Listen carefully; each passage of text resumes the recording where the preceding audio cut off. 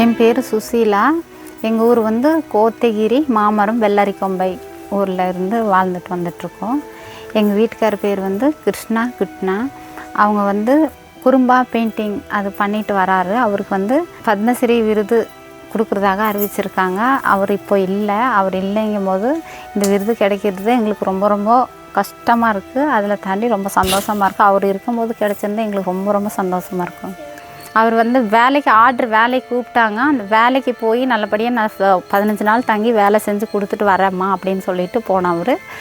போய் ஒரு வாரம் வேலை செஞ்சுருப்பார். அதில் வந்து அவருக்கு அட்டாக் வந்து நைட் டைமில் இறந்ததாக சொல்லி எங்களுக்கு நைட்டு கூப்பிட்டு சொன்னாங்க. அப்புறம் நாங்கள் போய் பார்த்து இது பண்ணோங்க சார். எனக்கு 4 குழந்தைங்க இருக்காங்க.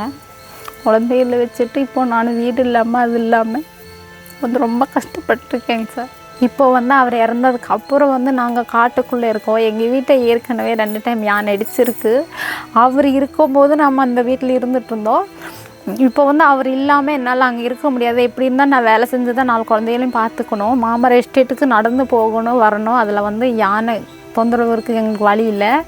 அதனால் நான் வந்து இங்கே கல்லாறு வந்து அம்மாவங்க இங்கே தங்கி வேலை செஞ்சுட்டு இருந்தாங்க. அவங்க கூட வந்து இருந்து நானும் தோட்டத்து வேலை பார்த்து 4 குழந்தைகளை பார்த்துட்ருக்கேன். எனக்கு வந்து குழந்தைங்க 4 பேருக்கும் படிப்புக்கும் எனக்கு உதவி பண்ணி தரணும். வீடு இல்லாமல் இருக்கேன். அது அரசு வந்து எங்களுக்கு ஒரு வீடு கட்டி தரணும், குழந்தைங்க படிப்புக்கு ஹெல்ப் பண்ணணும் அப்படின்னு நான் ரொம்ப ரொம்ப வேண்டி கேட்டுக்கிறேன் அரசுக்கிட்ட.